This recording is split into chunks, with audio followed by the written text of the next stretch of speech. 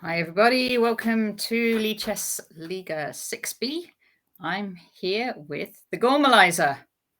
Hi, how's it going, Natasha? I'm really looking forward to this. Good, me too, Gorm. Yes. A bit of Thursday night English Chess Player Liga action. Okay, I'm going to just share my screen and we can see who we have so far. We had, I think, 5 players last time I looked. We still have five players, so they are each going to get an awful lot of attention. We've got more. We've got 6 now, Danny. 6 players, 6 brave players here. Yeah.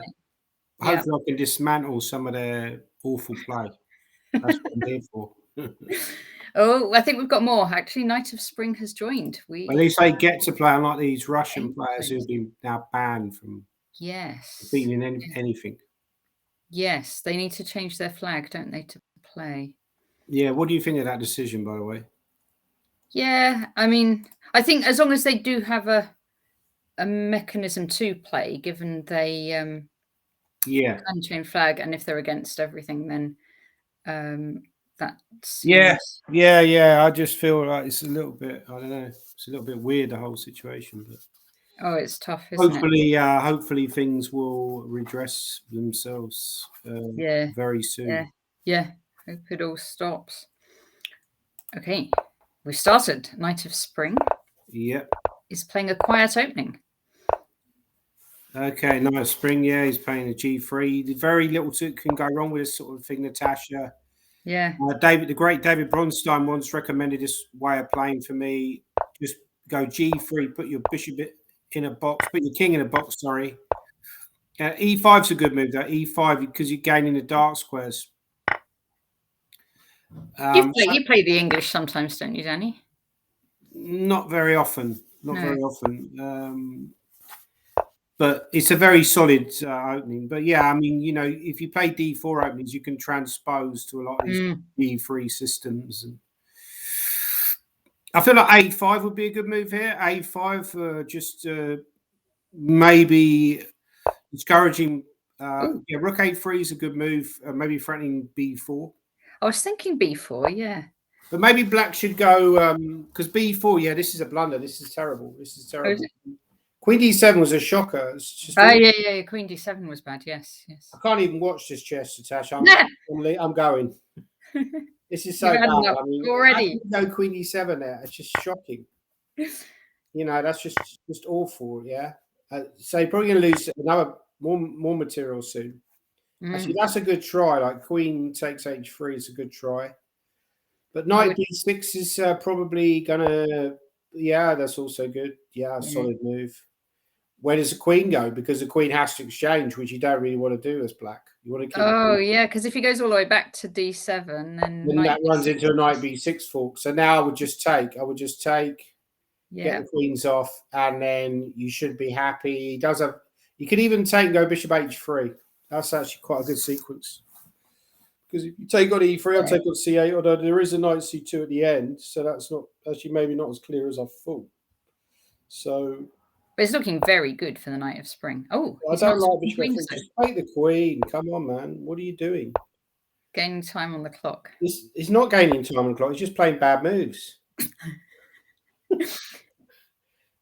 Look, the queen can't avoid being exchanged. Okay, just take now. Come on already. Just take. This is what it's just a practical decision. You just take. You just get rid of the queens.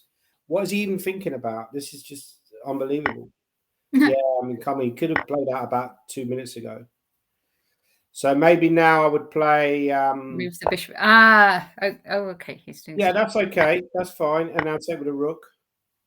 Yeah, this is, and now rook c3. Actually, the problem is the rooks are dominated because you can't play the other rook to c8. Is controlled by 2 pieces. So maybe you'll try bishop f6, but bishop f6 runs into knight d7. So now you could just simply play rook c3 and total positional domination. That's done. You're not worried about dropping the e4 pawn. Now you can win another pawn. You could take on c7, take on f5. And that's what he's done. Yeah, this is just over, really. This is beautiful chess by the Knight of Spring. Well, it's not really. It's just terrible chess by his opponent. I mean, it's not great chess all round, but it's just this. I mean, this is what annoys me. You know, like if I'm black in that kind of position, I will just be fuming because you've just given the game away with one stupid move with this queen Yeah. d7. It's one thing to get outplayed, but effectively black just lost the game himself. You Yeah. know, so now this is just bishop b4. Yeah, actually, this isn't maybe b5 now. Yeah, b5 and a5. He'll try a5, but then you probably can get away with bishop d7. Yeah. Take it. Take. As long as that pawn doesn't d3 last move as well, Natasha. Sorry, yeah. Okay, so now he's got knight, or bishop c4. So he's still in control. King f5 though. King f5's tricky. Now e4's coming. What's the time limit? 3 + 0, so they don't get increments. I would have tried e4 there, to be honest. I would have tried, or e4 now. I would try e4 at some point. Try and break up the pawns. Yeah, I don't know why he's allowed this knight into e4. He should have tried e4, driving the king back. Yeah, now it's winning. Oh, this is good. Again. Still, I think he was winning anyway, but at least black could have created some counterplay. Now it's easy. Yeah, this is trivial. Yeah. Very easy. Now he should resign, but we've seen this before. He's resigned. Okay. Well done, Knight of Spring. And Atomrod's joined, and we're in the lead. God, the great Atomrod. All hail the great king. Who is berserking.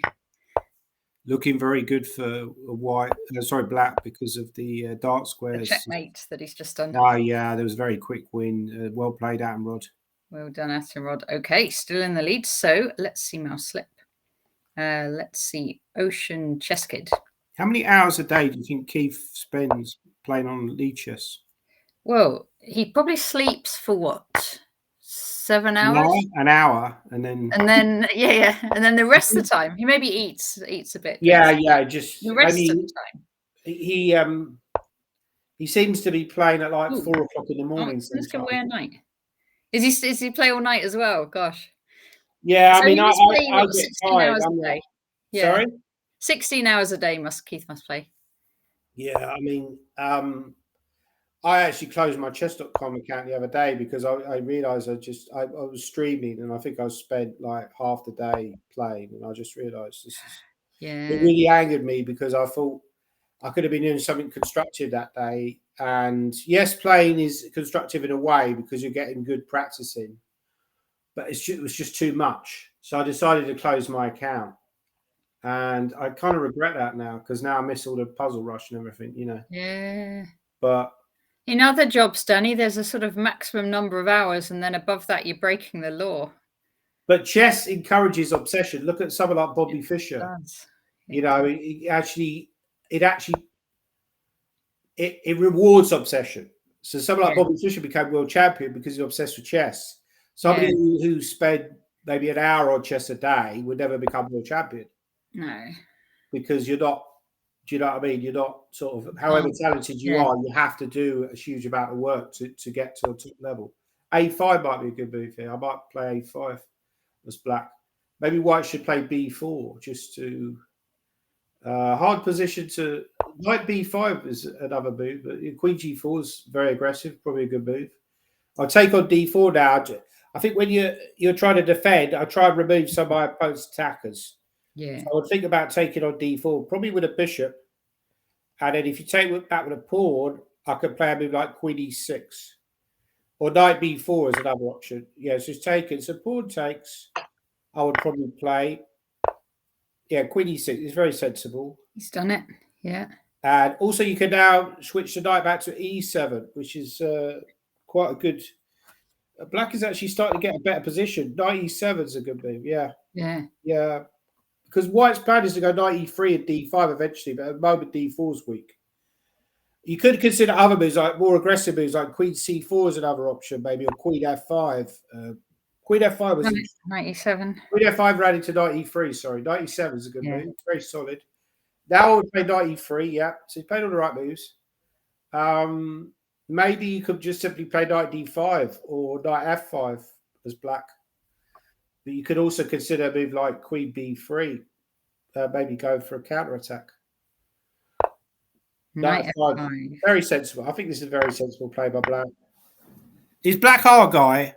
Black's our guy, yeah, Ocean Chess Kid. So that's Kai. He's a junior, maybe, I don't know, maybe sort of 12 years old. He played very good. He played very well, I have to say. Yeah. The future is. I'm glad these are kids because Yeah. when they get older, they're going to be just destroying like Asian GMs like myself. You know. You're looking forward to that, Danny. Yeah, I think Rook C1 might be a good move now. Just go Rook C1. I think maybe Rook D8 was a slight mistake, but you can still go Bishop C6. Yeah. And then if D5, just take on D5, and then E5's hanging at the end. So Bishop C6 is a good move. That's what he's played. Yeah, he's played all the right moves. A5 now by white. A5 with the idea. BA, I go Rook C5 with the initiative. B3. Maybe Yeah, Black plays A5 now. it's tricky for Black now because what Black should do is probably go Rook C8 and then stick the bishop on D5 as soon as possible. But actually, Bishop D5 now. And if Rook C7, Bishop B3, here in A4, Yeah. I would probably try Bishop D5 because I don't want to allow D5. 9 years old. The chat is saying he's only 9. Wow, that's frightening. My goodness me. That's frightening. It's insane. Like the level that these kids are playing at now. Like, good grief. I'm playing Blackpool Chess Congress tomorrow, and I'm hoping. Oh, you are. Good luck. Yes. Okay, very I good. hope there's not too many good juniors there, and it's just all aging old farts like myself. Yeah. No, I mean, yeah. You're younger than me. I think Rook D3 was a mistake, Natasha. I don't like Rook D3. I think White should have taken on C7. It's quite important to take that C7 pawn, but now Black seems to be better. Black's got a better structure. We see Karpov win so many, and Magnus Carlsen, like masters in these kind of structures. Yeah, take on Ocean Chess Kid's only got 10 seconds left, though. Oh yeah, he's going to lose on time. Yeah. Maybe at some point take on F4. Yeah, I played Rook to E8. I would play Rook to E8, threatening Rook E2. It's too slow. No, he could have taken on G2. He's winning by force. He could have taken on G2. Yeah, he missed. The thing is, he had no time left. Oh yeah. Yeah, this is always. Uh-oh. Yeah, he's going to lose for certain. The guy's quite fast as well. Yeah. I don't know what he's playing on. No. Unlucky Ocean Chess Kid. Yeah. We're still in the lead. Let's have a look at fake news. Fake news. Our guy is Black. So he's the highest rated under 11, 1915 FIDE. That's amazing. Yeah. Yeah, we managed to win that one as well. Yeah, Queen. Good. Well done, fake news. Oh, or did we? Fake news lost. Fake news lost. Maybe we lost. Easy to miss. That was checkmate. Yeah. KH Swampy. Okay. So how you doing in general, Natasha? You doing well? Yeah, I'm good. Very well. Good to hear it. Yeah. Yes, I'm organising a shogi tournament on Saturday. So when you're playing Blackpool, I'm playing and organising shogi. Oh, nice. Yeah. It should be fun. So do the best shogi players, do they play against a computer or do they not bother? The computer's just too strong. Computers in shogi also too strong for people, but I think they also even don't. What about Rook H1? They don't. Yeah. There was a match like several years ago where a woman pro played a computer and lost. Right. And I think she was in a bit of disgrace after that. Really? And then they weren't allowed to take on computers anymore. I think this was before people realized quite how strong computers were. Yeah, I mean it's. Yeah, I think they take shogi quite seriously in Japan, don't they? Oh, very much so. Yeah. So, yeah. Oh, unlucky KH from the pawn's queening, Wasn't isn't it? a very good game. Okay. So, who else do we have? Well, Sonia is Black here. Petrovs. Yeah, this is White's thinking a D4 is the main line. Well, Queen E2 is a little bit insipid. And now D5 would be normal, I think. Normally you go D3 to force the exchange, I think. But I mean, Black could have maybe maintained that knight on E5. I think that's generally the idea of Petrov, is you try and maintain a knight for as long as possible if you can. But this is absolutely fine as well. He's just going to castle. Everything's coming off, really. Yeah, it's a bit boring, but I think Black is absolutely fine. Bishop D6 I might have played, just because now Bishop F4. Actually, Bishop F4 last move was actually quite strong. Oh, yes. So now you have to go like Rook C8, probably at some point. Unless you want to go Bishop D8, which looks very, very passive. Maybe just, yeah, Rook D3 is a good move. Yeah, it's a very clever move, actually, because you're defending F3 with a Rook. And, yeah, this is clever play by White. Now he's got the two bishops. Yep. Looking very unpleasant for Black. Maybe even a move like G4 is possible. Just go for the... not sure I like Bishop D7. I don't think that was a necessary move. I think the Bishop had a good square on...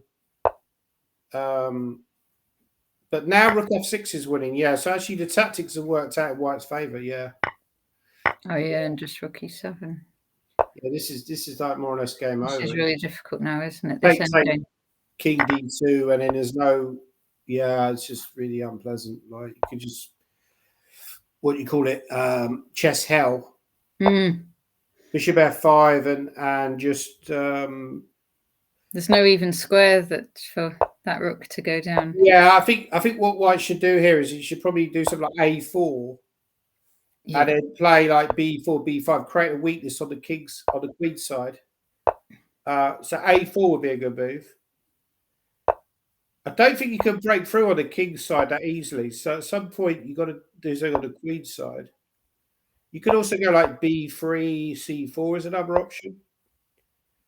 But it's I don't think you understand. Yeah, finally starting to make progress. Yeah, that's the thing about these end games. When your opponent has no counterplay, you have all the time in the world, and you can torture them, and then you break through, and it's so unpleasant to defend.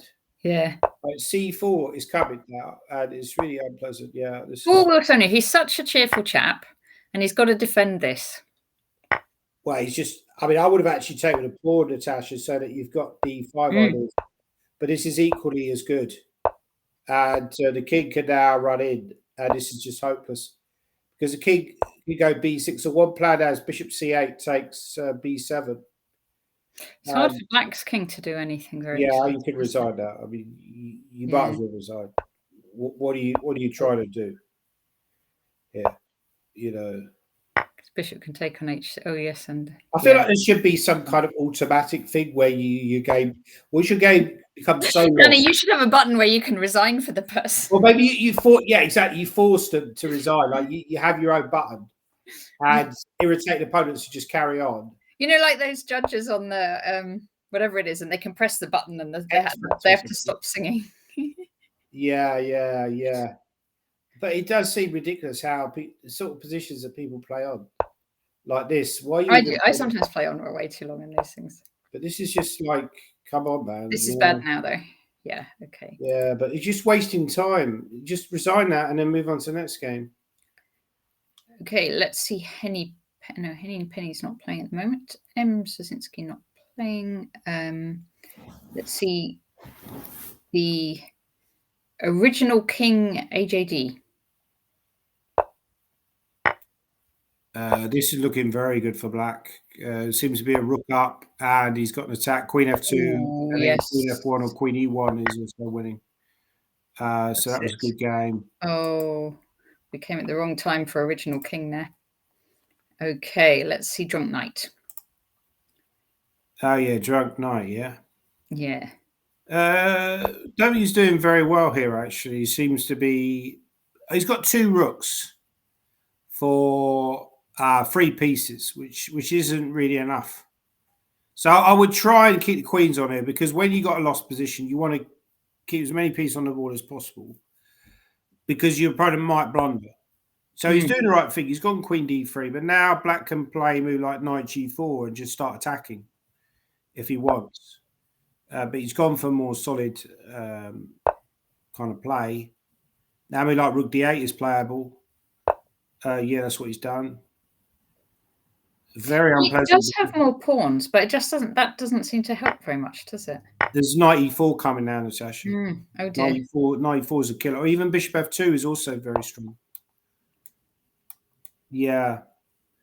Just attacking c3, knight e4 is attacking c3. Yeah. The queen on f7 is also a very good piece because it's attacking f4. Oh, now forcing bishop f2. Well, or knight b4 was also good. Yeah, I mean, basically, you got so many. Yeah. This is really nice for black, isn't it? You got so many. It's kind of depressing. Yeah, it's not looking good for drunk knight. Sorry.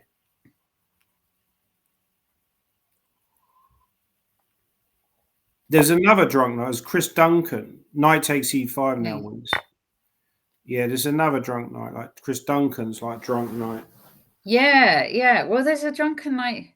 I don't know if this is Neville runs drunken. Maybe I'm thinking the Drunken Knights tournament. Yeah. So I don't know if that's. I'm thinking of that. I think it's not Neville because I think I've played Neville with a different name. Yeah, it's Neville Chan who runs it, I think. Yeah. Yeah, he runs it live every Monday. Yeah, I played it. Yeah. I played it once, and I had the chat turned off. Okay. And after the tournament, I went in and I had a look at all the comments, and all these comments after the game said, "Oh, well played, Danny. Well played, Danny." And I'm just basically ignoring all of them. Because I've got the chat turned off. Oh, it felt really bad, Thing to miss it though, yeah. The rest of think, what a cold gift. It's just not even bothering to respond. But this is looking quite good for. It's looking okay for both sides, actually. I think this is. Oh, actually, bishop f5 is a really clever move. Bishop f5 is a really good move. Maybe knight f3 now. Don't take. You could take. Actually, you could take. You could even take and then take on h6. Take on e6. Oh, takes. There was a take on h6, queen g6 check was one possibility. Okay. Which was quite dangerous, and then possibly go knight f3 to e5 to f7. Might be worth looking at that after the game. Yeah. But this also looks better for white now. I feel like knight f3 is coming in, and knight f3. I think b4. That's fine. Rook back. Maybe rook back, threatening this. No, that's a blunder. c7's hanging to the bishop on g3. Oops. Yes, you're right, Danny. Yeah. You could still take that. But there's the worst. I don't know what he's missed it. So okay, so now I can take that. Yeah, this is Blunder City. Which one's our guy? Our guy's awesome. We're black. Yeah, we're playing up the screen. Yeah. Defend maybe. It's still okay. He's given an exchange, which is an understandable decision. I think you got to. I know actually getting back the exchange straight away. So this should be better for black. Queen a4 might be possible. And then you can take on e6. Yeah, I think queen a4 is a good move, but then b7 does hang at the end. But it should be better for black. Another possibility is rook e7. Actually, rook e7 is maybe a better move. Or even knight d4 was possible. I was looking at knight d4. Oh no, knight d4 didn't work, Natasha. Sorry, it didn't work. No, yeah, didn't work because you take on d7. I thought rook e1 might have led somewhere, but I don't think quite did. Now queen c5. Queen c5 might be a good move, or queen c3. Yeah, queen c5 is actually possible. Queen c5, yeah. But queen c3 is also quite good. Yeah, I mean, looks good for black now. Yeah, because you have to kind of defend this knight, don't you? So like. Yeah, I don't really see a good move here for white, I must admit. Probably I would try. Hi, Minkfitz, how are you doing? Yeah, knight d4.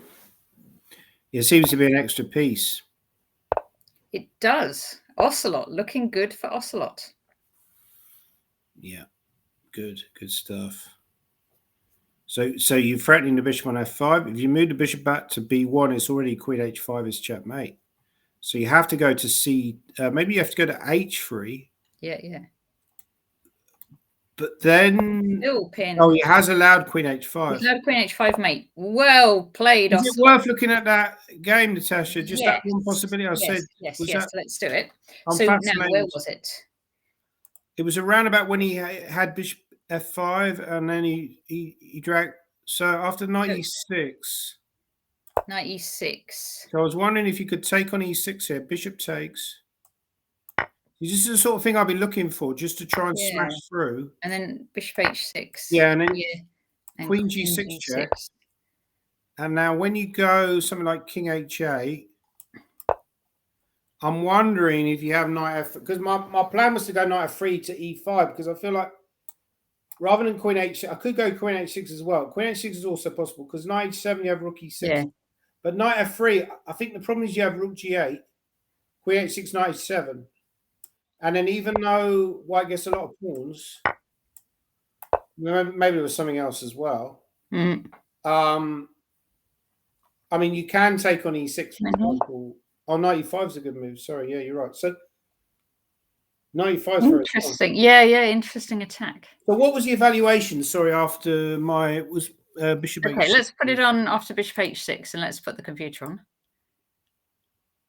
No, it doesn't like it. Doesn't like it. Doesn't like my move. Not impressed with your move. That's a shame. That is a shame. There was Ocean Chess Kid just beat a 2400. Who's that? Sorry, that's the kid who's 9 years old. Wow. Yeah, he's super talented. I think he could be England's next GM. Yeah. Well, or maybe even we get some few more before. Well, you never know. Yeah, but maybe he could be GM within the next 2 years. Maybe we could have an 11-year-old GM. 11-year-old GM, that would be some really something. But I don't think we have the work ethic in this country. We don't have the kids who are still at school. I would take them out of school and do 10 hours a day chess. You know, Russian coaches, everything. Yeah, or have some schools like that really focus on, like some states in the state school system have some schools that kind of take some of the really top players in and do schoolwork but alongside training. I know in Russia you'd have to, well, I don't know, I think in Russia or China or whatever you'd have to choose, wouldn't you, between chess and academic? Yeah, I mean, to be honest with you, I was kind of joking about that because I do think it's actually quite sad to, you know, I think like some of the life of some of these younger kids and to do chess as a living, yeah, that kind of age, it's really tough. Yeah, is a bit sad. I think, you know, and I think it's not a natural way to live. You know, yeah, I wouldn't want my children to focus just on one thing from that early an age, I must say. Exactly. This is looking quite good for white because normally you would sack. I'd just be slightly careful that you don't get a bishop trap with g6. So at some point I might, but actually at the moment g6 is just going to run into bishop g6. So queen a5 could be considered by black at some point. Attack the bishop. Maybe knight f3 now. Yeah, knight f3. I mean, this must surely be winning for white because of the. You know, just that king's a bit awkward, and the bishop on c8 stuck, and the rook on c8, and all that. In fact, both bishops can't move. If you put this on a computer, it would say something like +4 point, or maybe even higher than that. You know, it would just give it white a huge advantage. Yeah. But knight e5 is a decent move, and that's why I say I think I would have gone knight f3 earlier just to prevent that possibility. You go knight d5 now, maybe. It can't be. Knight e5 is a very good move. That's a very good spot. Yeah.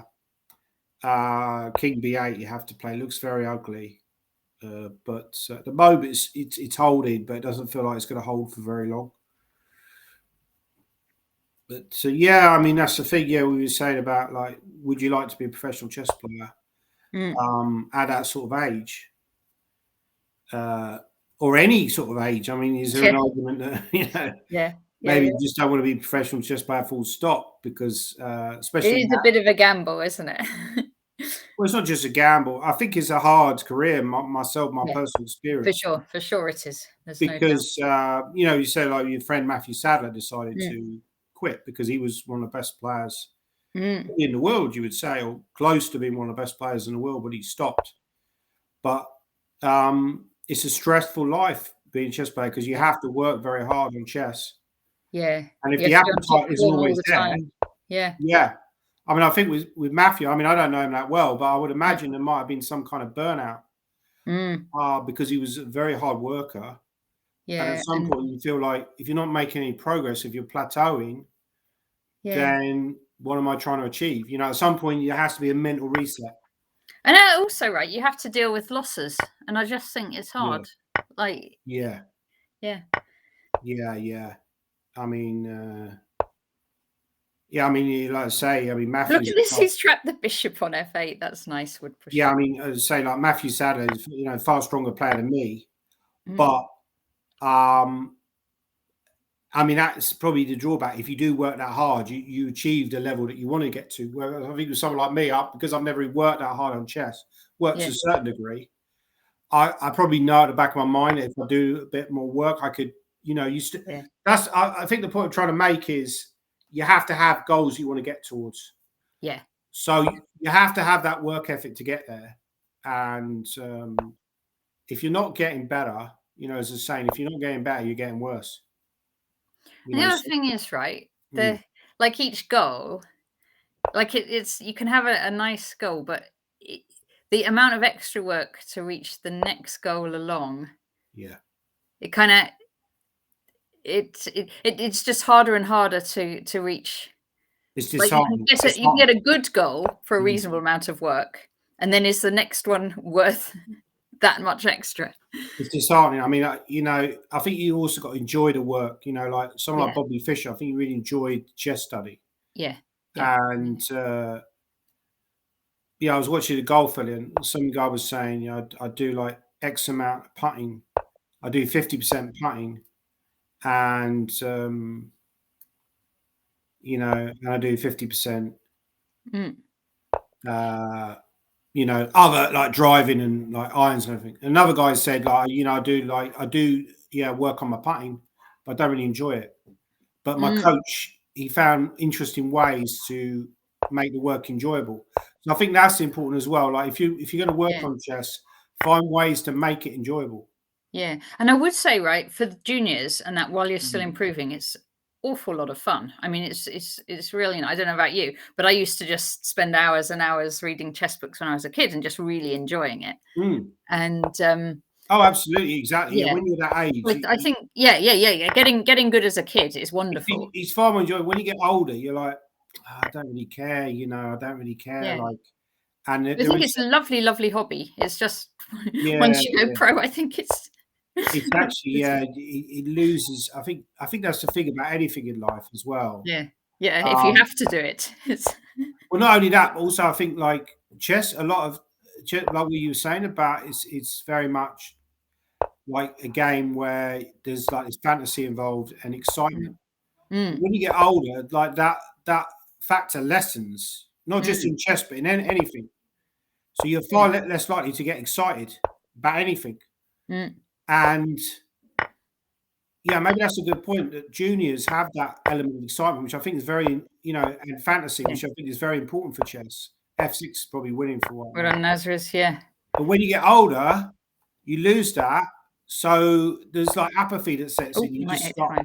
Knight takes F4. You start just playing like lots of boring openings and just being really solid, and you don't have the energy to play like open Sicilians and stuff like that.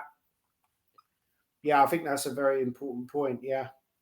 And and you can go onto autopilot a bit sometimes, I think. When you've played this position before and you kind of think you know roughly what to do, which is good and bad points. Has good and bad points. But no, I think this Ocean Kid, I think with the right sort of training, I think he could be a GM very soon. Not just, you don't want. I think that's the problem with British chess. We lack ambition a lot of time, and we're like, oh yeah, it'd be great if he could become a GM when he's 17 or 18. You see all these kids now, you know, like these Indian kids, they're trying to be GM when they're 12 or 13. Mm. So we should have the same ambitions and say, look, if you want to be a top world-class GM, you're going to have to get really, really good when you're 12 or 13, not when you're like 15, 16, 17. The world has changed. That might have been okay 30, 40 years ago, but now it's a different ballgame. Mm. You know, you've got to really kick on very early and just, yeah. Right, let's check Keith again. He is berserking. Do you know, I think that might be the same player we saw him playing. Has he won every game, so I think maybe he's won every game. He's doing very well, I have to say. He's dominating. He's really, I think he's put a huge amount of work into his chess. He's in practice, yeah. He's really been working very hard on his. Oh my God, he's blundered a rook. Tactic. Is there anything to be done about that one? Well, I think he will go h4, yeah. And now black is winning. Queen c2 is queen c2 to f5 stops his threat of h5. So there's one way for black to consolidate. He could just go queen d7, h5. But then h6 is coming. So yeah, maybe my queen c2 to f5 might be a good. Yeah. We could even go queen c. Yeah, now he's allowed h5, but knight e5, h6, knight queen g4 is still okay for black. But there's also queen a4. So probably try. I reckon he'll try queen g4 here, and black might be worse in this endgame. I'm not so sure. I think he'll think about. Keith's got pawn up. Yeah, I think he's probably going to win this one, even though he's way down on the clock. He will. His opponent is Keith is a bit of a sadist, even though he claims to be a masochist. He's a bit of a sadist. He really enjoys torturing people. Yeah, you know, in these sort of like end games, he kind of gets this malicious kind of kick out of it, and watching them suffer. I think Mark Hebden's a bit like that. He really enjoys like torturing people like in bad positions. But yeah, they're good at it. I mean, yeah, this is looking unpleasant for black. King f7, and yeah, he's trying to induce queen e6 d7. So black has to be very careful. He probably has to play king f8 because if you go to the g file, you're allowing rook g3 check. Yes. But king f8 is still losing anyway. Probably just yeah. King f8 was a good defense. Keith's only got 12 seconds left. G4 now. Come on, man. This came on again now. No, he's allowed. Oh, no. Okay, what the hell is this? This is shocking. It's just the time, but 9 seconds. Now d7 is just game over. Yeah, it's just game over. Yeah. 6 seconds for Keith. Yeah. Can he do it? He's got enough time here. He's going to win. 5 seconds. Oh, he's going to mate. Oh gosh, well done, Keith. Yeah, that wasn't very convincing, but he got there in the end. Got there. He did it. He did the job. Okay, let's check in again on Ocean Cheskid. So he is. They've both. It's a double berserk game here. So Ocean Cheskid's black. He's playing a 2300, and yes, they're both berserking. Maybe b5 could be played. That's what he played. Oh, knight takes b3. That was a bad. Take the other queen, right? Did you say somebody berserked here? Now move the queen. White should have. They've both berserked. White should have taken the queen on f6 check. Oh yeah. Well, now he's dead lost.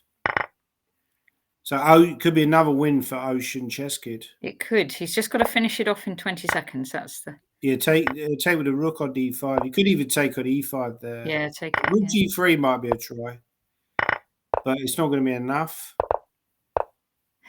Move the queen. Hang on. Queen was on breeze. Queen was on breeze. Yeah. I think they're a little bit. I think White seems to need a lesson in how to take the opponent's queen. Take the queens, yeah. 11 seconds. Go on, Ocean Cheskid.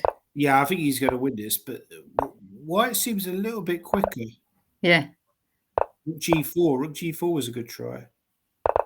No, I think Ocean Cheskid is super fast. Look how fast he is. He's scary. He's doing it.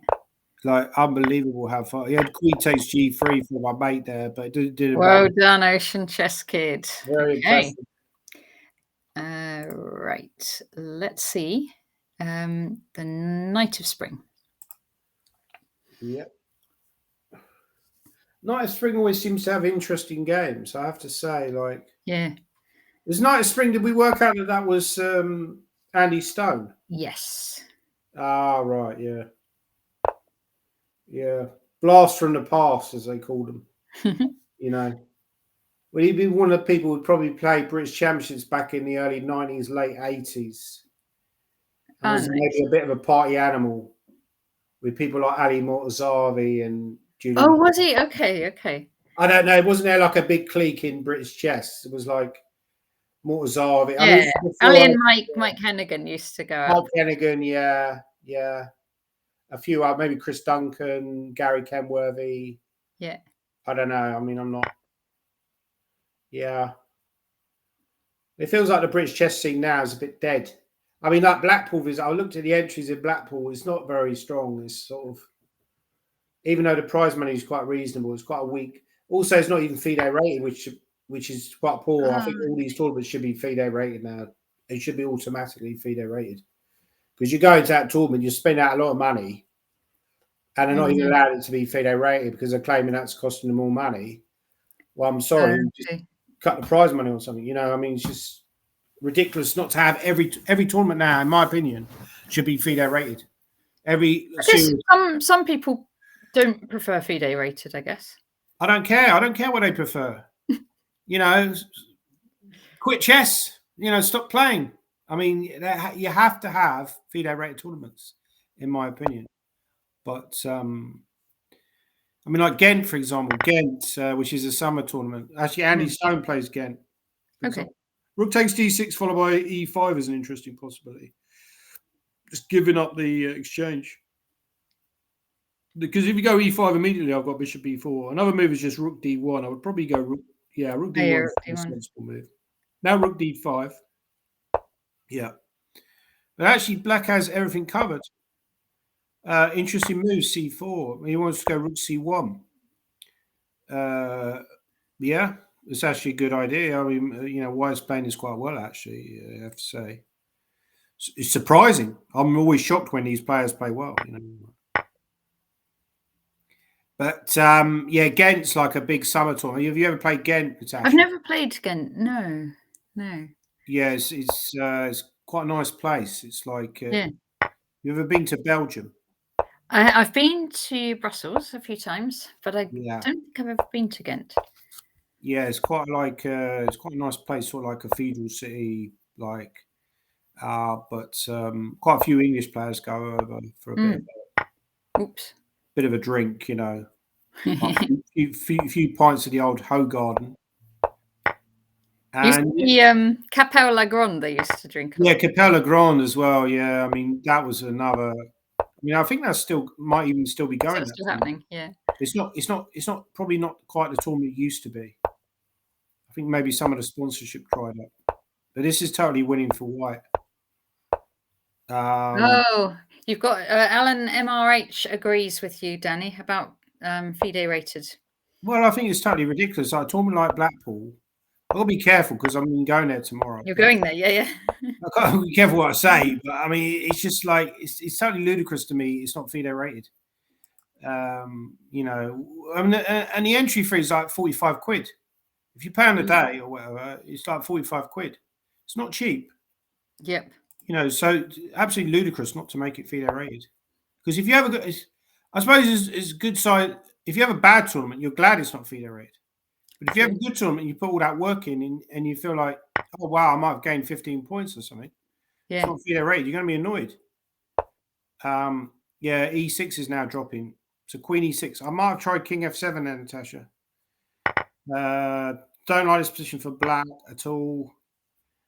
You can go knight f8 though. Knight f8 is a good move. But knight f8 is rook f6. So maybe now knight g4 is a threat. He should have maybe stopped knight g4. Oh, knight g4 now, yes, because of the pin along the h file. And also knight f2 is coming. Yeah. So he has finally seen knight g4. So maybe some move. Move the. Well, I don't like that move. That just seems to drop a rook. Yeah. Maybe he's been a bit generous with his pieces. Rook e1 is even possible here, Yeah. and then take on e6. Yeah. Or just rook g2 is another option. Rook g2. Probably I would play rook g2, and if king f3, I would play rook on h to g. Yeah, that's fine. Yeah, take on. Yeah, this is just good for black. Actually, no, there was bishop f7 there. Bishop f7 was trapping a rook. Oh. Yeah, so that's why he shouldn't have gone. Absolutely no squares on this. Yeah, bishop f7 was a good move, but he didn't see it. Now he's just exchanged down.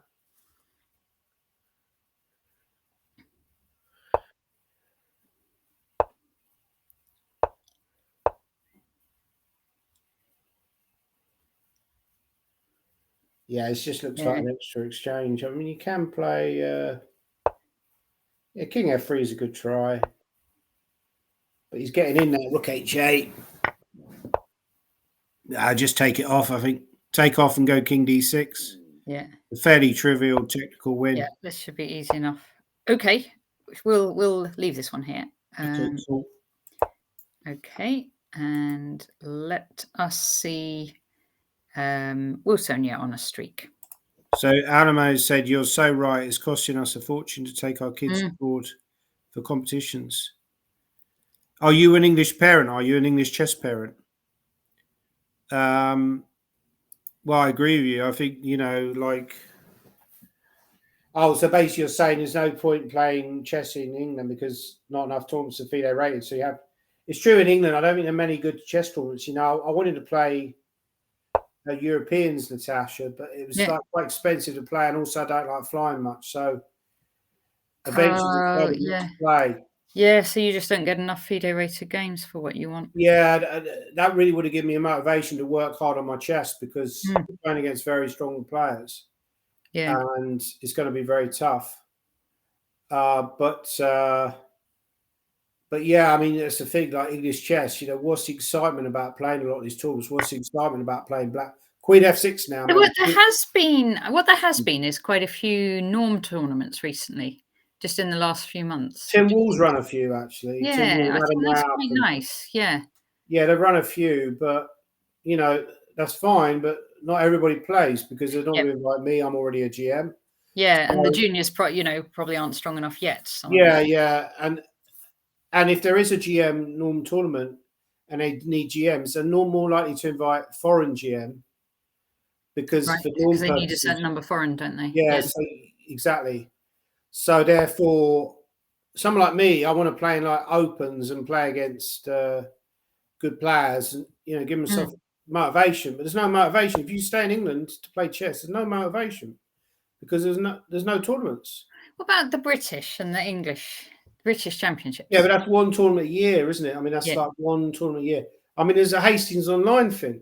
I mean, it's ridiculous. Why are they doing online? You got to stop doing these online tournaments. And actually say, look, COVID is gone now. COVID is history. It's not history, but it's like we're over COVID.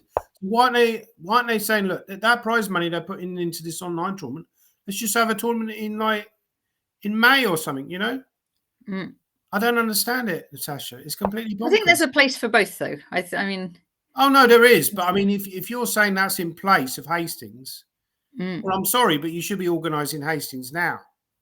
You've got the opportunity to do that, but instead of just organising a big online thing, which I think is a disgrace, because they should be organising like a proper over-the-board tournament. I think there might be that as well. Oh, maybe there is. Yeah, maybe there is. Maybe there is. I'm not sure. Rook takes f7 last move, Natasha, because e1 was hanging with check. Yes. So rook d7 was a bit careless. I think he could have just taken on f7, and then e1 was hanging. So I'm talking too much about other issues, not focusing on the chess. Oh, queen h7 mate, though. Wasn't that queen h7 mate? Oh, yeah, that might be. No, the bishop was on f7, wasn't it? Just bishop was on f7, blocking. To here, blocking. Here now. No, but it's black's move. Sorry. Here? No, okay. That wasn't. Okay, yeah, sorry. Yeah. I think that was So he's still look. Oh no, he's fought your Queen C1. You could just take it. So Wilsonia's going to win this one. Yeah, well done, Wilsonia. Excellent. Well done, Wilsonia. Okay. And now we are still in top place, English chess players. Let's see Keith again. I think he just plays these tournaments because basically there aren't any good English players playing, so you can just boast about being the top English player. You can make up a Facebook status about it. I think I might just play all these now in future. Yes, yeah. So that I could just finish ahead of him, and then I'll just be doing my own Facebook statuses. But this looks terrible for White, I think. Oh no, Keith is White. Oh, so he's losing. He's white. He's ahead on the clock. I'm not sure about that move. But King can hide on C7. Yeah, I think he might lose this one actually, even though he's ahead on the clock. I think this is marginal. I think he's struggling here big time. But he should be free. Is just coming. It's just too easy for White. Too easy for Black. Sorry. His opponent's only rated 2100. Queen E3 check. Oh no, he's actually found the mate. It's a very impressive, gosh. very impressive game by Black. Sometimes that happens, yeah. But Keith is, even though he lost that game, I think tonight he's actually doing well tonight, more or less. You know, he's spread eagling the field. Right. Maybe that was the first game he lost. Maybe, yeah. Let's see what he's. If I click on him, it's the first game he's lost. Good grief. Great time. Wow. Great time. 2591 performance. What's his current rating? Keith's rating 2526. I think he said it would be higher, but he what do you call it? Berserks a lot. And he said he does. And that still counts, yeah. Yeah. But 94 by Black is possible, but then you go for the Queen exchange. So now I would go 94 here. Yeah, the knight is good on E4, like in the Petrov. You could take on C2 then, Natasha, and gone knight D2 takes B3 and gone for. Oh yes, I see it. Better endgame, yeah. But it's actually, this is also dangerous for White as well because Queen E1's a big threat. So, but actually, Queen E1's a really, really good move because it's hard to make progress. Now knight B3. I think what White now has to do is exchange and then go for some kind of Queen C8. Yeah, can you exchange queens here with Queen C4? It's too slow because then the White King starts running. King's very active, isn't it? I think the White King runs it, so you can't go Queen C4. Queen A4, you got Queen E7 at some point. I think we might have caught your private club event, Wilsonia. Sorry. Wait, we still commentated on you anyway. Yeah. Do people go to chess clubs anymore? I mean, that's another question I find quite interesting. Queen E7, yeah. Queen F5 is possible. There's a chess club in my town, and they play in a pub.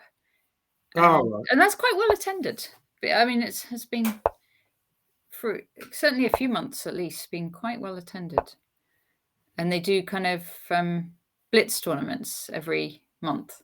D4 by Black, because you had Queen F6, King G8, Queen D8, you have King H7, so you gain the tempo, and then you take on E3, and probably you're doing well because F4 would be hanging.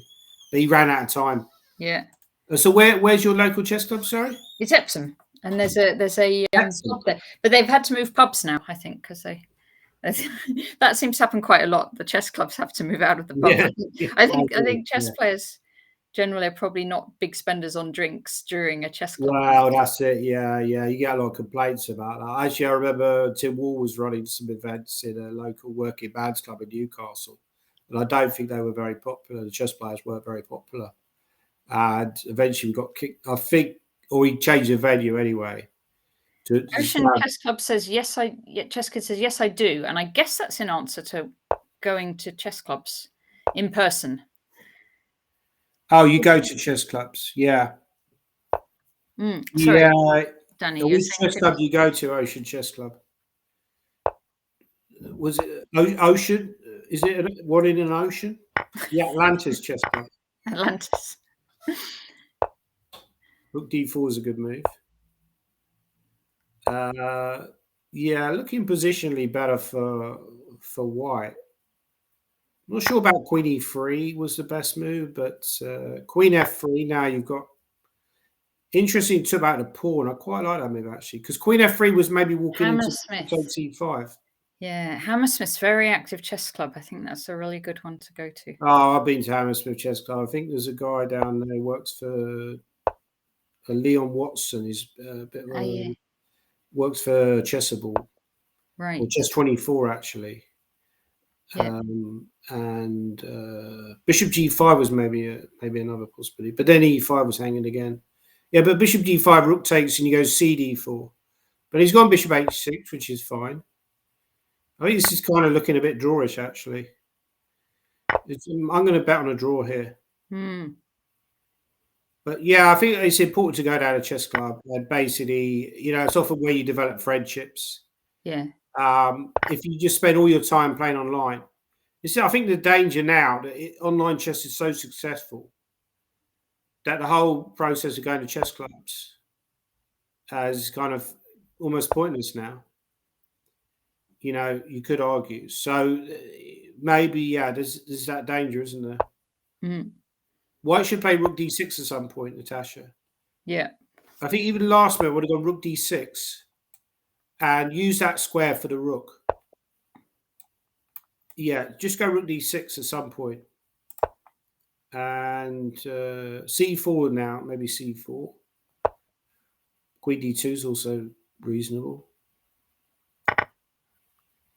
Yeah, I don't like this position for black. He's got no counterplay. White can slowly improve. Not sure what a bobble with f4, but it's probably reasonable. Now white should at some point play c4 and try and push that pawn. But you could even go for the king. He could have probably gone for the king of pawn again, but this is very sensible, yeah. And yeah, why not just go c5 here as white? Right. Yeah. Yeah, why not just play c5? Eventually he's played it, but now it allows some counterplay. Queen d3. I would have just gone when the queen was on d6. I would have gone c5 because now he's got some counterplay. Queen f1. Yeah. You could probably control that with queen d6 to d4. Queen d6 to d4. And yeah, it was similar. But now queen g1 takes queen g1 and c5, yeah. That's why it's better to go queen d4, I think, because now queen c5 is actually queen f3. Yeah, white's falling apart. This is a lesson in how not to win a one position. Yeah. It could maybe put in a book. Now black should go for the win. Black should have gone for the win. White was stumbling, Yeah. You could have actually... Yeah, queen f1 maybe, yeah. Yeah, or even queen back to d5 and then improve the king. I mean, given that you basically had the same position that you were suffering with earlier, but you got like a free extra pawn. Yeah. So, white couldn't win that position anyway. And it's not just the pawn, is it? It makes the king more open as well. Yeah. Yeah, I mean, I would have carried on there. I was surprised mind you, had less time. Yeah, maybe that influences the decision. All right, we're going to see Henny Penny.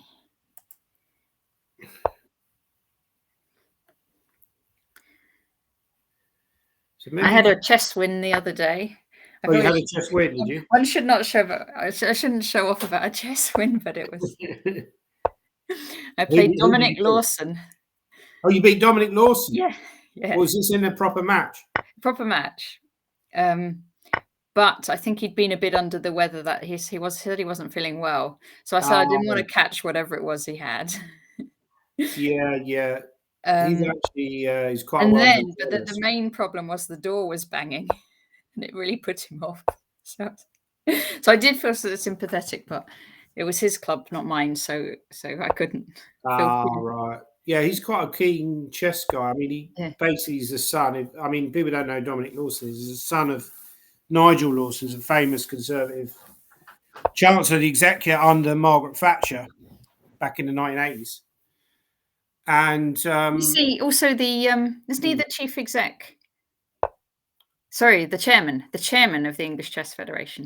Yeah. I think you could well be right. Oh, he has been in the past. I don't know if he is now. Yeah, maybe right. Maybe he is now. But he's also a famous journalist as well.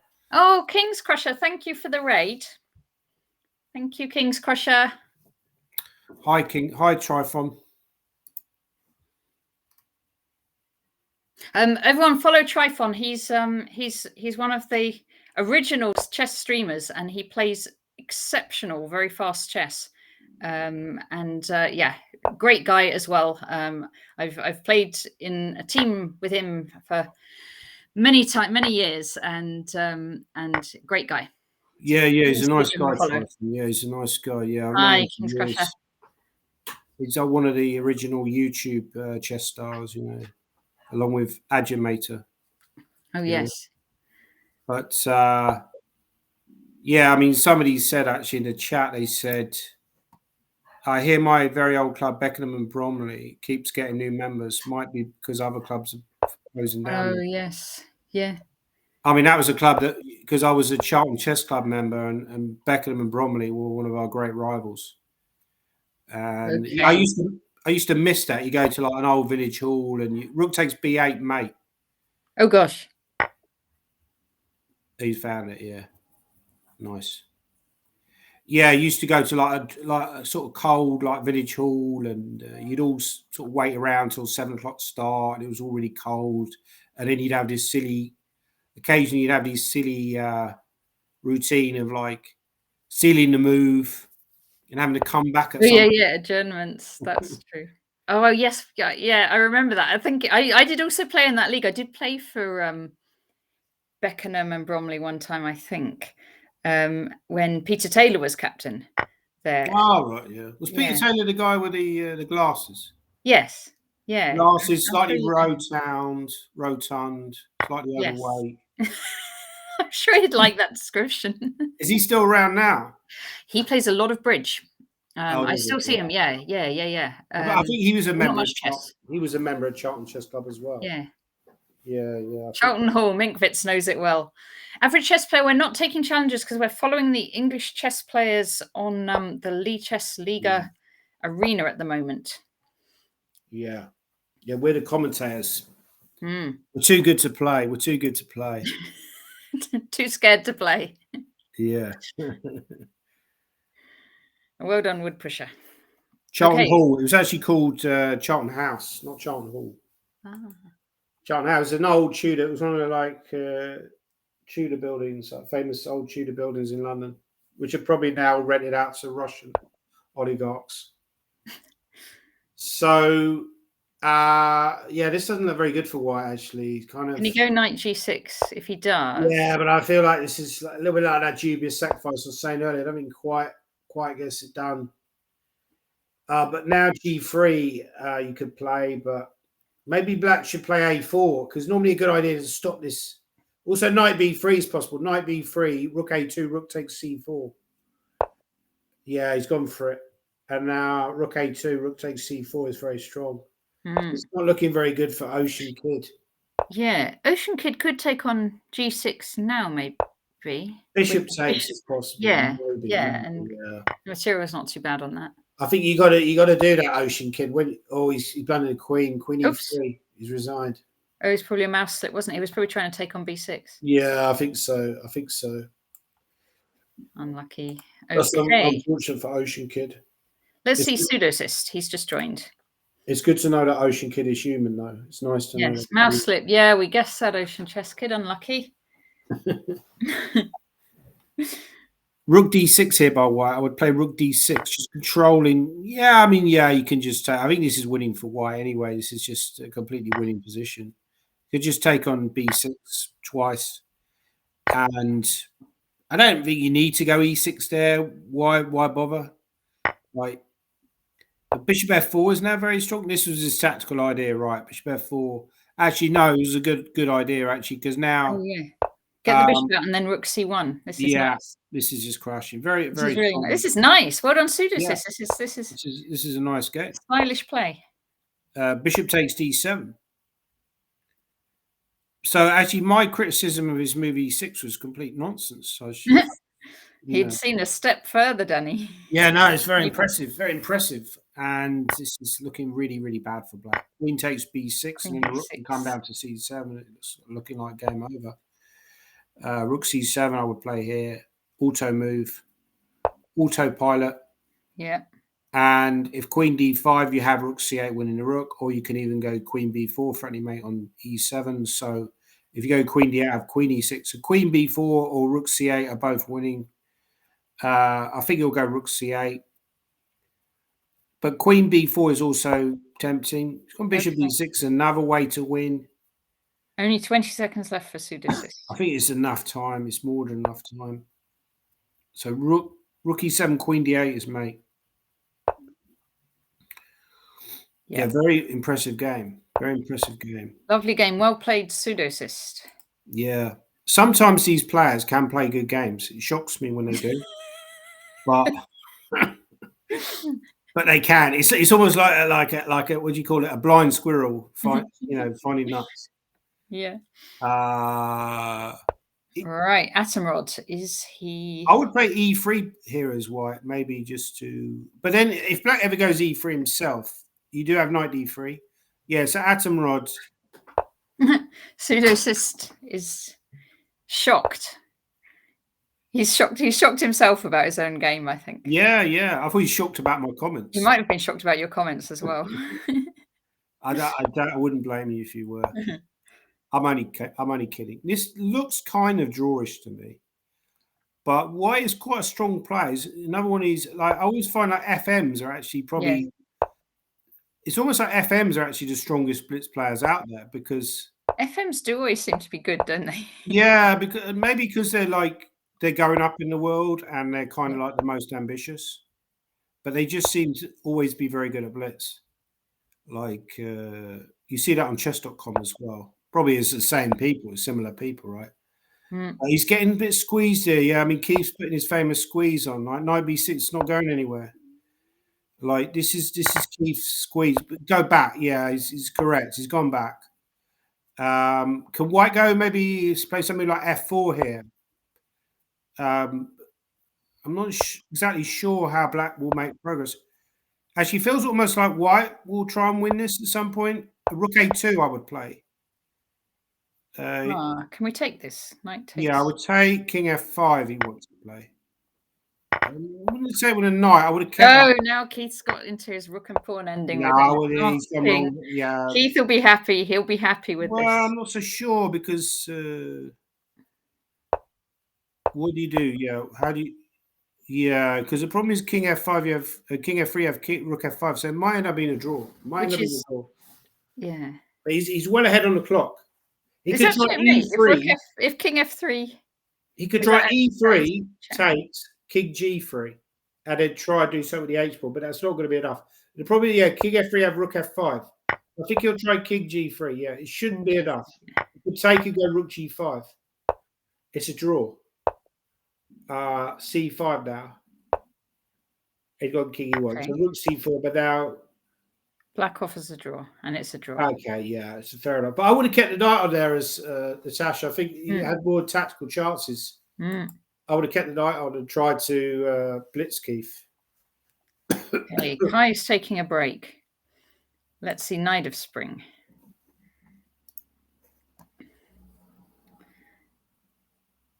And so he's got this pawn. He's kind of keeping this pawn, a strong pawn in the center on e4. Yeah. I quite like this for black. What about just a bit like queen e5, maybe try to take on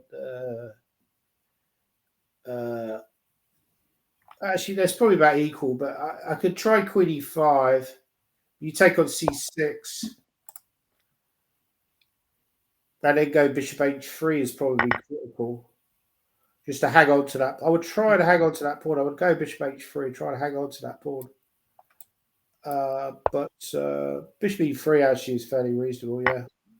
Now bishop a7 is better with c5, maybe. Yeah. And b4. Win the bishop. I think you probably have to try b4, otherwise the bishop's going to end up getting trapped.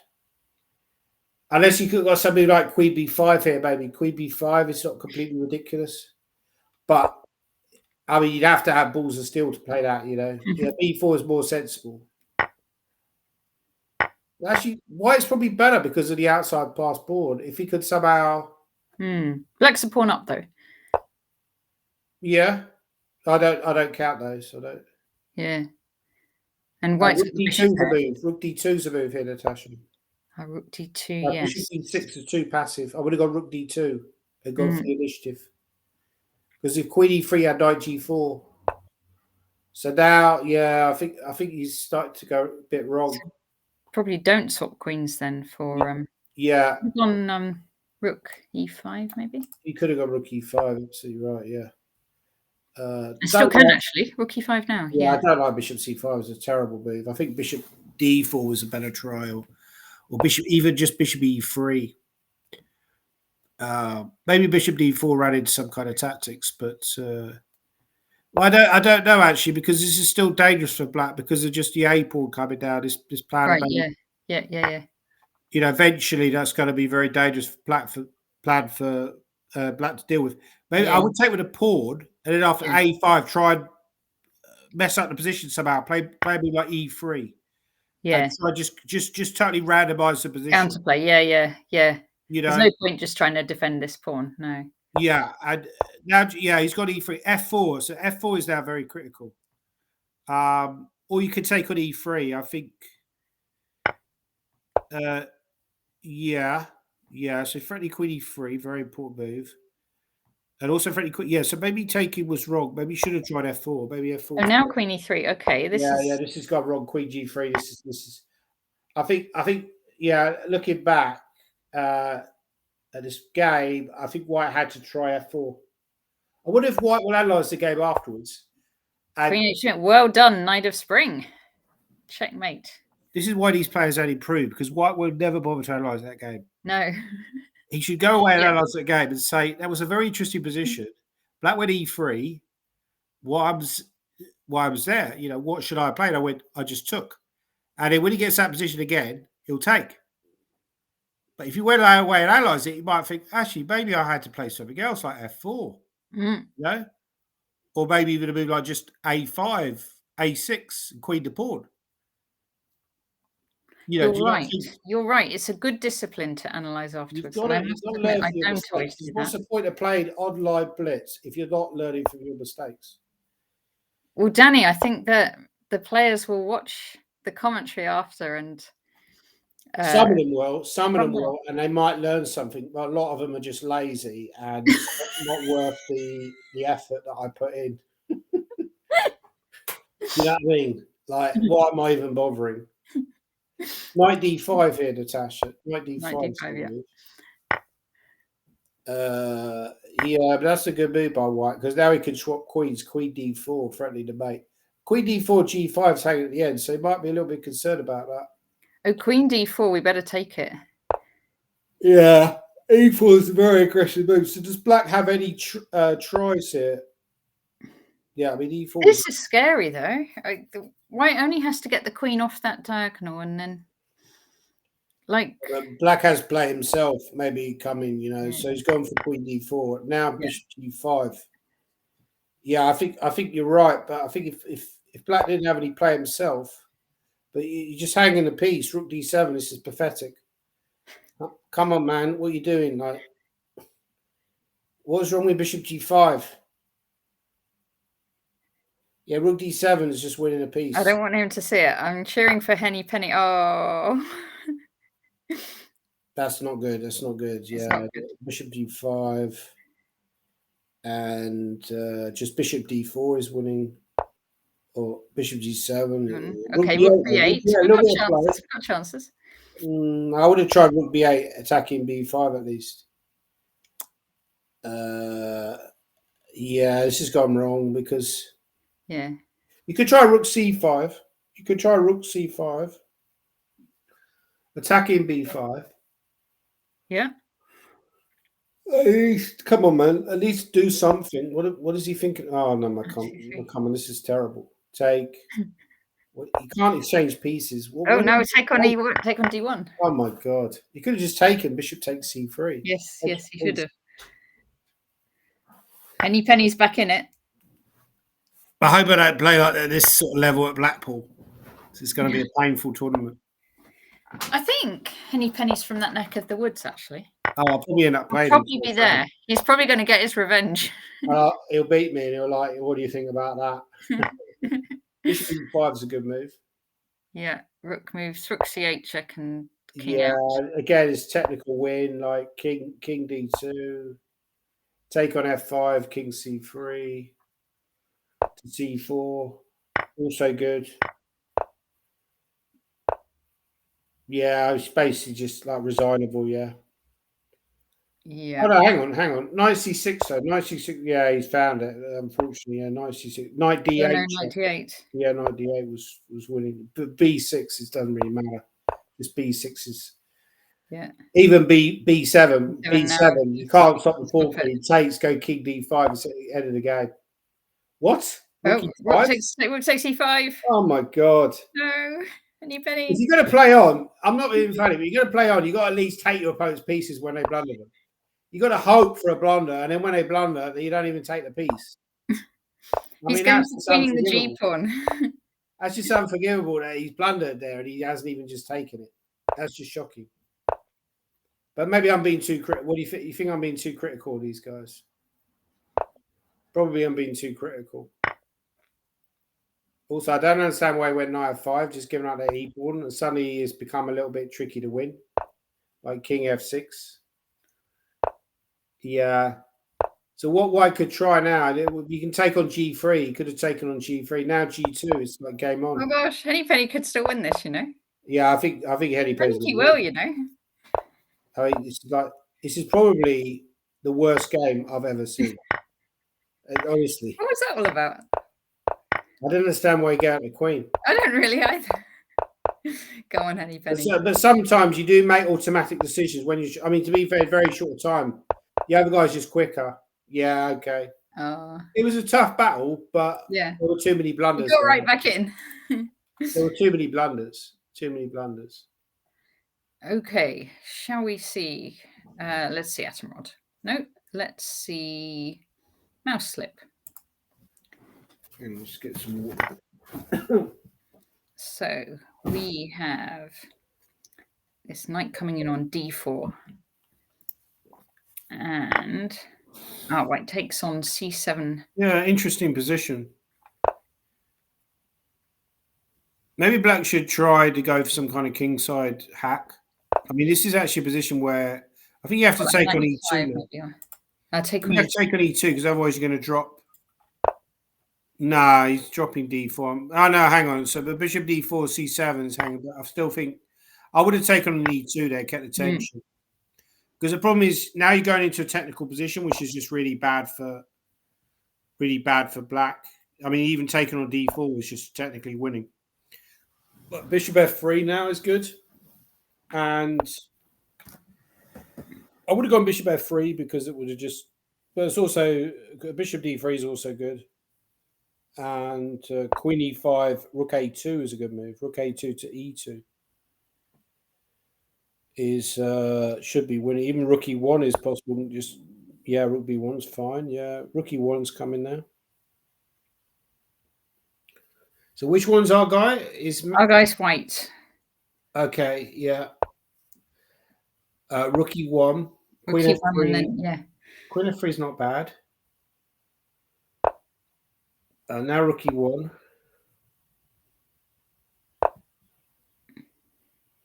Maybe something like rook e7 is possible, or knight e7 check. Knight e7, yeah.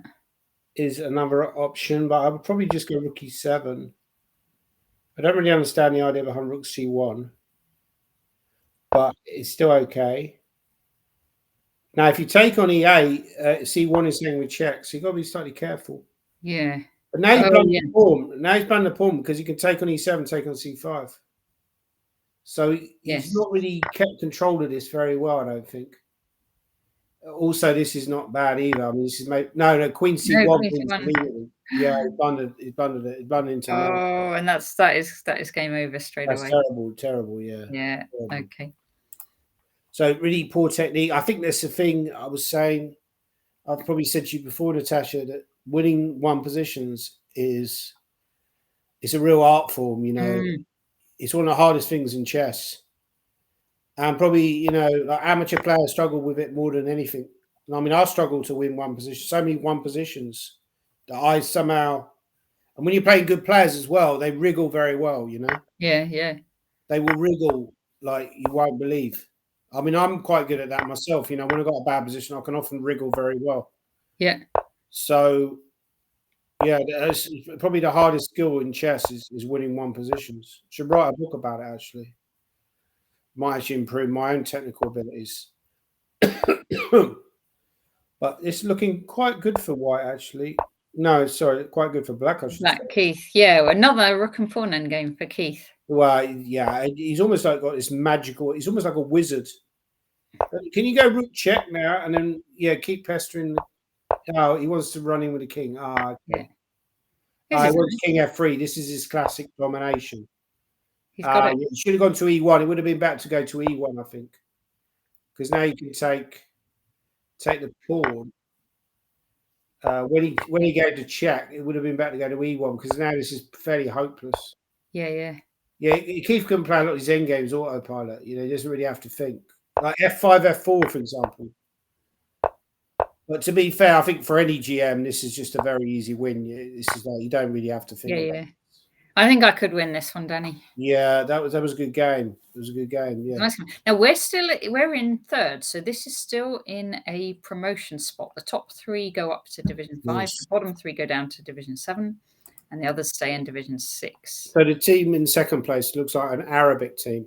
Yes.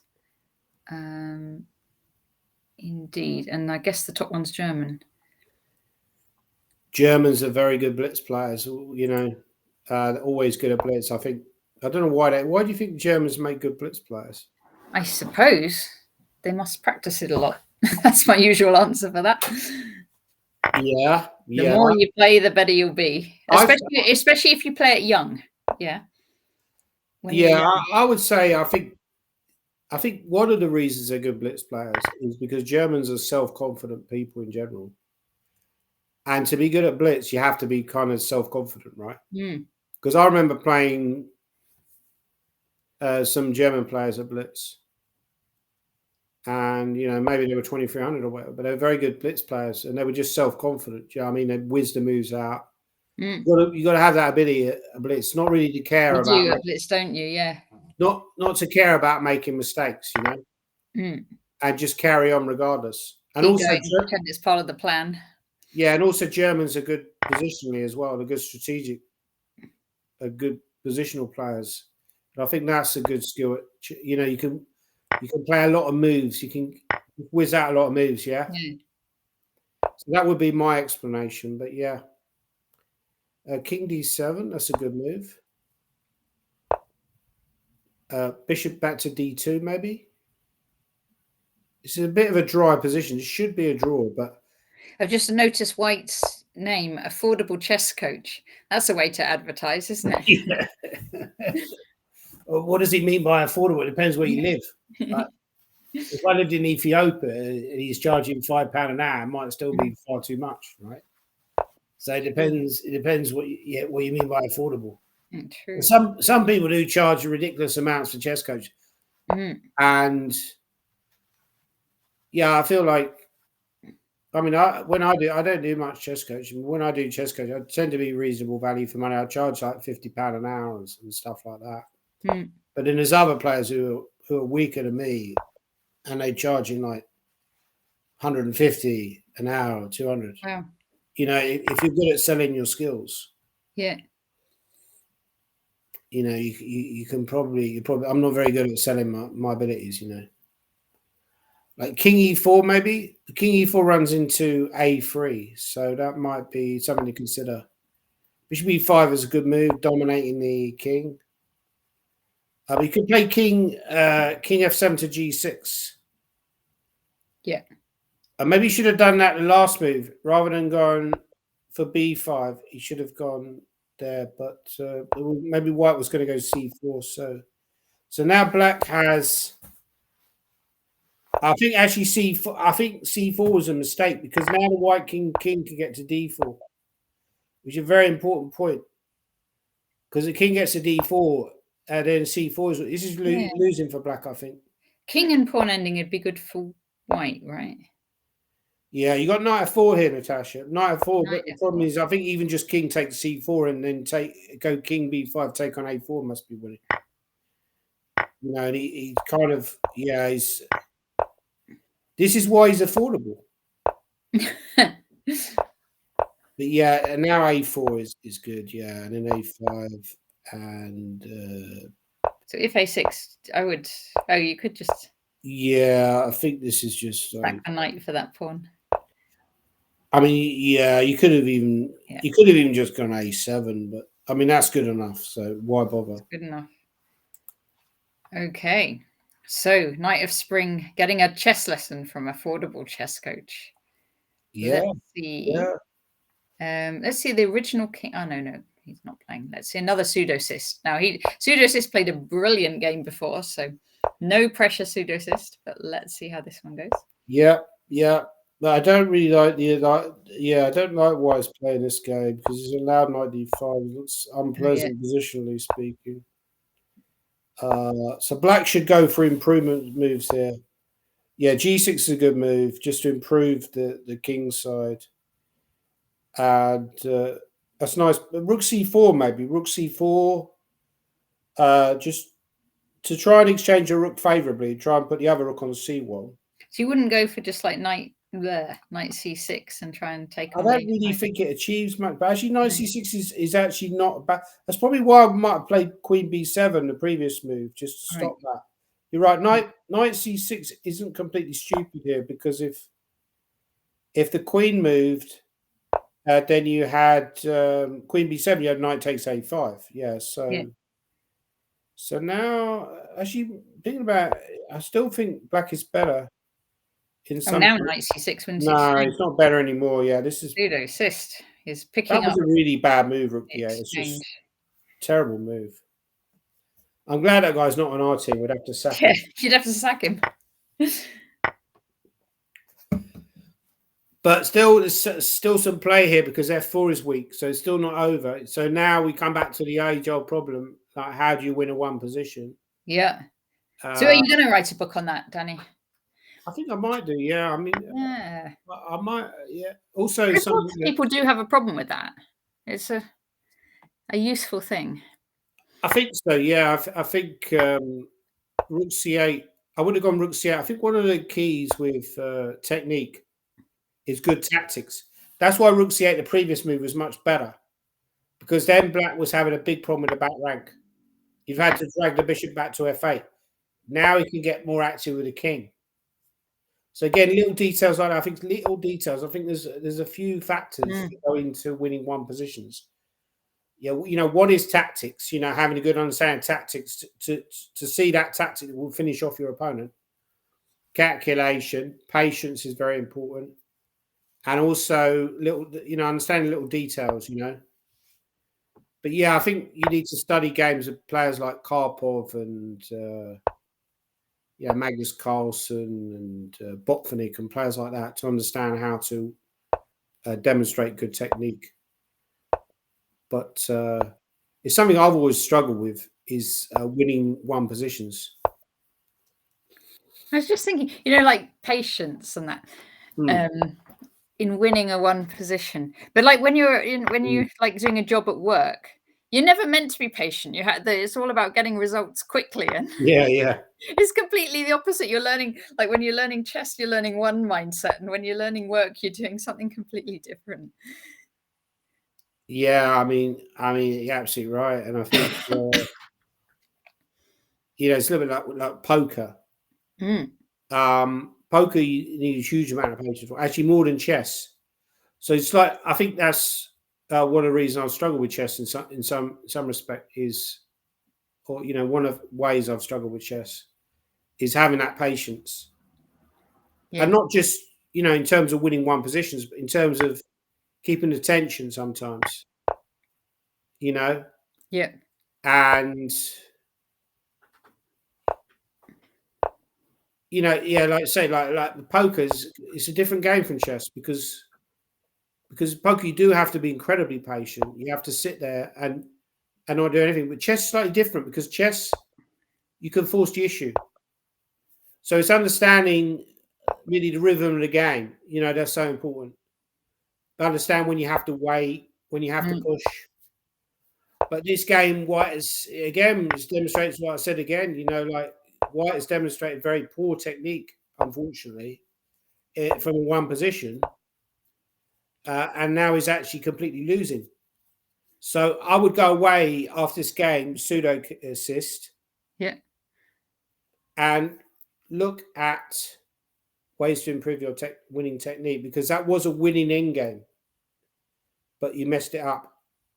So go away and have a look at the technical side of chess. Oh no, we're in fourth. We've got 11 minutes left, and we need to catch up. The people in third are 1 point ahead of us. Yeah, I think. Let's see. Wood Pusher. Yeah, we'll have a look at Wood Pusher's game. Yeah. There's no tactics here. Yeah. So at the moment, you can't go rook e6 to threaten rook e1 because the bishop's controlling that square. So you might try rook f5, threatening rook e5. But I don't think it's going to be enough. If maybe it's okay. Rook a5. Oh, sorry, bishop a5. Threatening Bishop a5 is a good try, but then b4 maybe. I think true. You have to try something like that. He has tried it, but yeah, b4 is a good b4. He hasn't seen b4 though. Maybe he hasn't seen, or it just takes him a while to see b4. So b4, you still got this very dangerous f pawn. So b4, you can just go. It's probably worth playing bishop a5, because if your opponent doesn't, it's quite sad that you're reliant on your opponent playing bad moves. Yeah. You know, but sometimes that's worth. What is he doing? Come on, man. Yeah. What is this? Okay. Okay, but actually, this isn't so stupid, because now rook b8 is actually a huge threat. Yeah, actually, so maybe this was a clever way to do it. So I'm slagging the guy off. But actually, he could queen the pawn and then take with the e rook, and then he's got rook f8 at the end. So which is what he's done. But it's just still dangerous for black because white has so many pawns. So I don't know if you can actually draw this position as black. Really, you're just playing for a draw here, I feel. Yeah. What about bishop? Yeah, bishop b6. Yeah, bishop b6 is a good try. Yeah. Now something like maybe rook check and rook b7. I would try rook. Yeah, and then rook b7. Yeah, he's done it. Yeah, this is clever technique. Very, very hard position for. Oh no, because now you can play rook takes. Can you play rook takes b6? No, because the other rook ends up on priest. Yeah, rook would also drop. But actually, good try, bishop g1. It was a very, very clever game. But unfortunately, now it's lost. Yeah, now it's lost. Again, I would say just resign this. There's no point playing this on. Yeah. You're down on the clock, and the opponent's got 4 extra pawns. Why are you even bothering to play on? It's not junior chess. Do you know what I mean? It's not like kids in the classroom. That's true. He's not going to mess it up. Where they allow stalemates anymore. I don't know why these people play on. I really don't. Wood Pusher, resign. We should have a command where we should have a team. Wood Pusher, resign. Is that the same one that beat Keith? Stefan Wolf. Sorry, and I've now. Is that the guy beat Keith? I think so. Oh, maybe he's an engine. Maybe he's using an engine. He's only 1882. Yeah, he's probably an engine guy. Yeah. Is it the one that beat Keith? Let's just have a look. I'm not sure. Yeah, you're probably right. Your memory's much better than mine. No, I am wrong actually. Though Rand Springer. It was someone similar rating, but not. But this guy's got a massive score. He's got look. He's a huge score. This. Oh no, that's Atomrod. I was going to call Atomrod's the guy I'm accusing of cheating. Probably is as well. Yeah. I can't imagine it. A huge score, Atomrod. He must be cheating. Yeah. Oh, is he winning again? Oh my God, he's just boring everyone to death. This is an inspiration for me. This is why I should be doing a Blackpool. I'm not going to bother with any kind of tactical games. Just grind them out. Is Keith playing Blackpool? Do you know? I don't think so. I didn't see him there. He might well play, but I don't think. The problem is it's quite expensive to play. I mean, it's probably going to cost me like 300 quid. That's the problem with weekenders now. Is the expenses are so high because of travel and then the hotel and yeah. you know, it's quite tough to win a lot of them as well because the competition is quite strong. So, you know, I mean, the whole idea of playing weekend congresses for a living is kind of a bit dead, you know. I feel for you. I do feel for you for that because, yeah. Well, I don't really see that as my primary income. Really, I don't make. Right. I mean, generally I make more money from other kind of chess sources, but Yeah. last year I think I only made about £12,000, which is a tiny income, really. So it just goes to show that being a chess player is kind of a pointless exercise for a lot of people. Checkmate. There's only a few people in this country who probably make a reasonable living from chess. Yeah. You could probably count those people on the palm of one hand. Simon, for example, would be one. Michael Adams, David Howe, who is living in Norway now. Maybe a few others who you know, making enough money for it to be worthwhile. But for most of us, it's just not. Or you know, people who primarily you would consider chess players. I'm not talking about people who are like making money specifically from coaching. From coaching, yeah. That would be another. That's more steady, isn't it? That's that would be another. People like Sarah Longson, for example. Yeah. Making reasonable money from chess. You know, the summer scales are still making good money from coaching, Julian Hodgson's and so on. So actually, probably a few more than I realised. But yeah, in terms of making money just from playing, there's almost nobody actually who just makes money from playing. Maybe someone like Adams would be about the only one, you know. Adams, Howe, McShane. Gawain. Gawain, sorry, yeah, Gawain. Forgot about Gawain. Can't forget about Gawain. Don't forget Gawain. I'm slightly surprised people like that aren't playing the European Championships because it would seem like a good opportunity to win something like that, which is quite a big feather in their cap. But I guess they just think so many conditions with the COVID and everything is kind of like a little bit of a depressing situation. I don't know. I'm slightly surprised they aren't bothering to play. But anyway, I digress.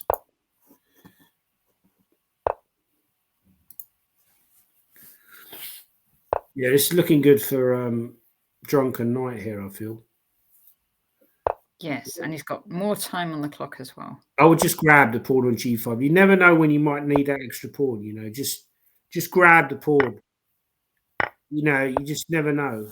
Like rook e6, rook e6. Rook 6, yeah, picking up the knight. Well, he had rook c8 actually, but I still would have probably tried rook. Yeah, rook f6. He's so far up the clock. I don't think black will escape here. Rook b4 is a good move, yeah. And then rook b5, yeah. Rook takes g5. But okay, this is also good enough. Rook b5 again. Yeah, just snap all the pawns off. Take on a7. I would take on a7 is safest. But this is also completely winning. Yeah. Queen the pawn. Nice one, Drunken Knight. Lawnmower. The classic lawnmower. The classic lawnmower from Drunken Knight. Okay, we're up into third again.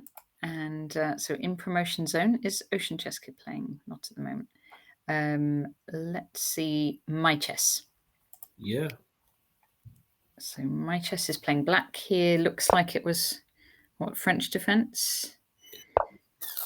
Maybe. Yeah, this looks like quite a promising position for black. I would probably play something like a5 at some point to try and destabilize that knight on b3.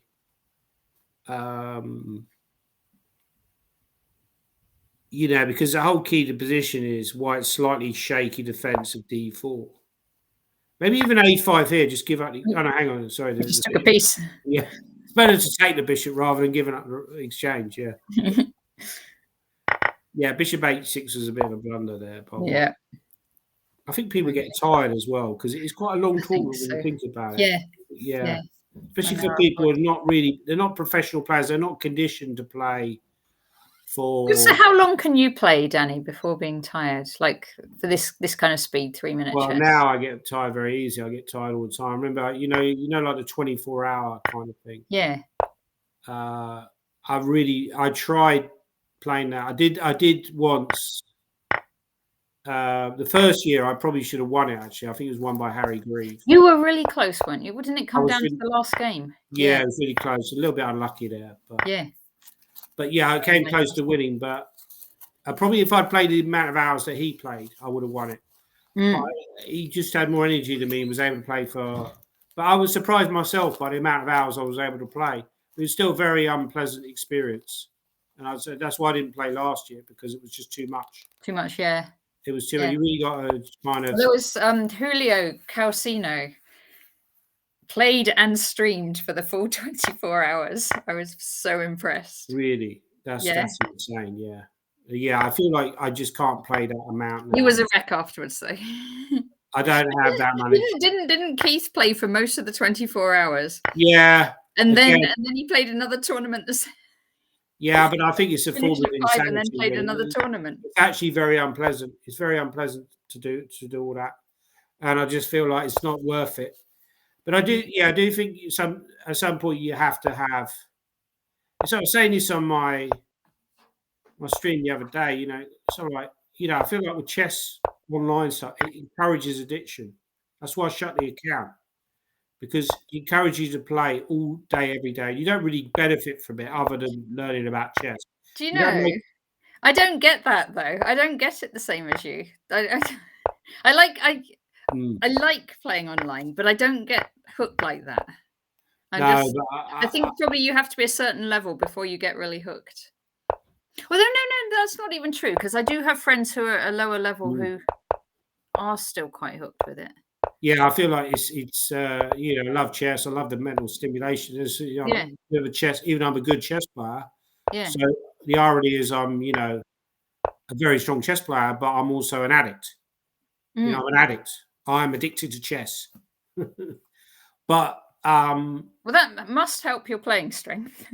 Yeah, I mean, you know, like I say, I think being fanatical about it. But I mean, I wouldn't say I'm addicted to studying chess or playing classical tournaments, but I'm addicted in a sense to. Oh, Pseudosist is taking your advice on board. Is this, sorry? Pseudosist. You know, you said study the game after and. Yeah, exactly. About improving your technique. Yeah, very good. Yeah. At least you had that one good win. So you had that great win. You know, take that away, you can clearly play. If you just take that game away, then what your rating is, your FIDE rating. Yeah, going back to what I was saying. The thing is, if you play poker online, we talked about poker earlier, you can actually make money out of it. But for me, I feel like this sense of frustration. I'm playing for hours. Yeah.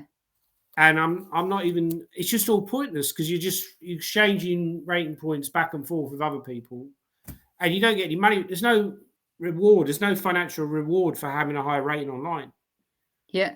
Unless you're the really top. Yeah. Unless you're maybe like Nakamura level, you're 3,200 on chess.com, and you're winning Title Tuesday, and you're streaming to like 10,000 people. Yeah. But even here, I don't think he has. In a way, I don't think he has a very happy life, because he's streaming for 7. It's a tough life.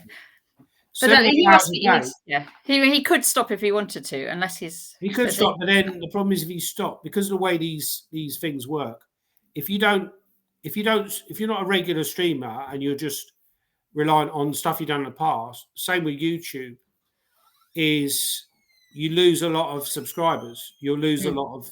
So you have to keep going, otherwise you will drop very quickly. Yeah. So I feel like So he just I know, because it doesn't feel like a very happy life. You're spending 7-8 hours a day. You know, I watch his streams quite a bit. I do like. I find him very relaxing to watch too. Yeah, he's a very good streamer, and he's a very good player. Obviously, you learn a lot from watching him play. He's very, calculation is spot on. But it just seems to me to be not a particularly healthy or constructive life to sit there for hours a day talking. I think eventually he'll get burnt out by it anyway. I think eventually he'll get probably burnt out, and then 2 or 3 years down the line he'll start doing a lot less of it. But who knows? Anyway, we have to say the English chess players got promoted. The tournament's over. They're in 3rd place. And so congratulations, English chess players. Especially GM Atomrod, Keith Arkle, who has finished top overall with 68 points. He had I think actually, let's just see. He 2608 performance, 23 games played, win rate of 83%. So fantastic performance for him. And I guess all 23 were probably rook and pawn endings. Some good results from the rest of the team. Very good. We've had Woodpusher, Knight of Spring, Mouse Slip, Ocean Chess cleared, who beat that 2400 on the way. Henny Penny, KH Swampy, My Chess, Pseudosys, Drunk Knight, Original King AGD, M. Szynski, Wilsonia, Fake News, Ocelot, Nigel ST, and Nazariz was our lineup today. So thank you, Danny, very, very much for commentating. And thank you, everybody in the chat. Thanks very much for watching. Yeah, thank you, everybody. Thank you.